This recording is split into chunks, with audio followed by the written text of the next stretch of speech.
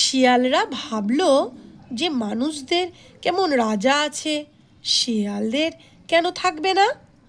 মানুষদের যে রাজা আছে সেটা নিশ্চয়ই তাদের বড্ড ভালো লাগে, নইলে রাজা করবে কেন?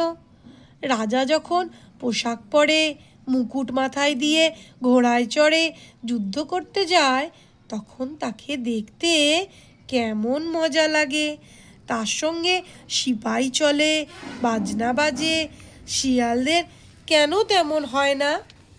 সব শিয়াল বলল, তাই তো, কেন হয় না? চলো আমরা একটা রাজা করি। তখন তারা ভারী খুশি হলো।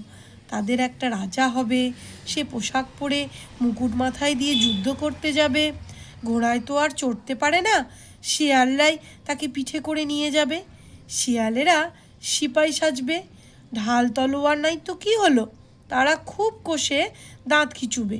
আর বাজনার জন্য তো কোনো চিন্তাই নেই, তারা সবাই মিলে হুয়া হুয়া করবে।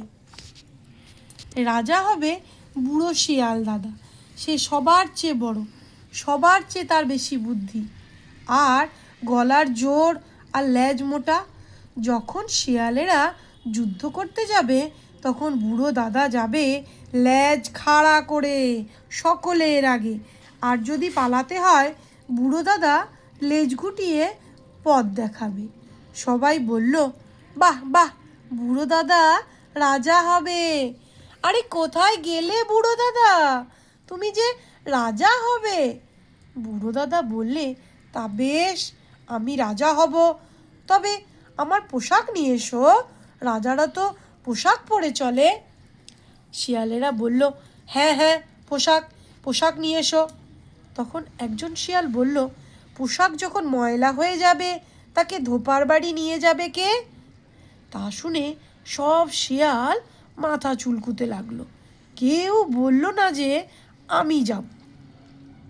তখন অনেক ভেবে তারা ঠিক করলো যে পোশাক পরলে শিয়ালকে ভারী বিশ্রী দেখাবে, আর তাতে কাজের অসুবিধাও হবে ঢের। তার চেয়ে গায়ে নীল রং করে নিলে বেশ হবে বলে তারা বুড়ো দাদার গায়ে বেশ করে নীল রং মাখিয়ে নিল। তাতে বুড়ো দাদা দেখতে হলো ঠিক যেন শিয়ালের রাজা। তখন সবাই বলল, বেশ বেশ। কিন্তু বুড়ো দাদা বলল, মুকুট কই, রাজারা তো মুকুট পরে থাকে। শিয়ালেরা বলল, তাই তো, রাজারা যে মুকুট পরে থাকে, শিগগিরই মুকুট নিয়ে আয়। তখন আরেক শিয়াল বলল, মুকুট যে নিয়ে আসবে, কিন্তু শিয়ালের মাথায় সে মুকুট বসবে কেন, সে তো হাওয়ায় উড়ে যাবে। সে কথায় আরেকজন বলল, তবে হাঁসুলি পরিয়ে দাও, হাঁসুলি হাওয়ায় ওড়াতে পারবে না। এই কথাটা সকলেরই খুব পছন্দ হলো। হাঁসুলি পরালে ভারী জমকালো হবে, এখন একটা হাঁসুলি পেলে হয়। তাতে একজন বলল, হাঁসুলির ভাবনা কি, নদীর ধারে ঢের হাঁড়ি পড়ে থাকে, তার তলাটা উড়িয়ে দিলে খাসা হাঁসুলি হবে। আরেকজন বলল, আরে না না, হাঁড়ি বড্ড ঠুনকো আর ভারী, আর তাতে খোঁচা লাগবে, তার চেয়ে কুলোর মাঝখানটা কামড়িয়ে ফেলে দিলে ভারী সরেস হাঁসুলি হতে পারে, নদীর ধারে ঢের কুলো আছে। অমনি তারা ছুটে গিয়ে খুব বড় দেখে একটা কালো খুঁজে আনল। সেই কুলোর মাঝখানে ফুটো করে হাঁসুলি বানিয়ে বুড়ো দাদার গলায় পুড়িয়ে দিতেই তো সে রাজা হয়ে গেছে। আর সবাই মিলে তাকে পিঠে করে নাচতে লেগেছে।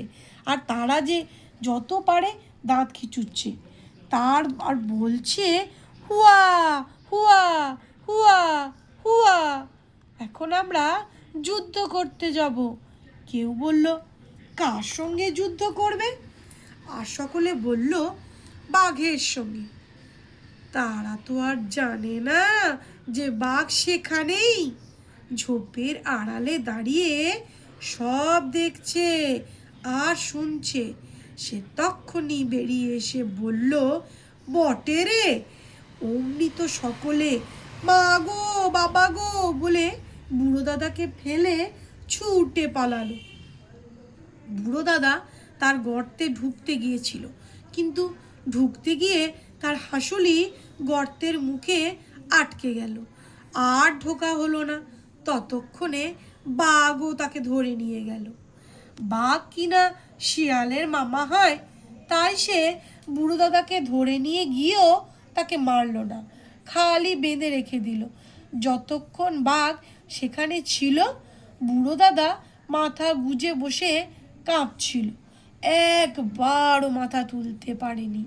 তারপর বাঘ যখন শিকার ধরতে বেরিয়ে গেছে, তখন বুড়ো দাদাও বাঁধন কেটে পালিয়ে এসেছে। আসতেই তো সব শিয়াল তাকে দেখে বলতে লেগেছে, রাজামশাই সালাম, রাজামশাই সালাম। তাতে বুড়ো দাদা বলল, সালাম ভাই সালাম, তোমরা বেঁচে থাকো, আমার আর রাজা হয়ে দরকার নেই, একবার যে হয়েছি তাতেই আমার ঢের হয়েছে।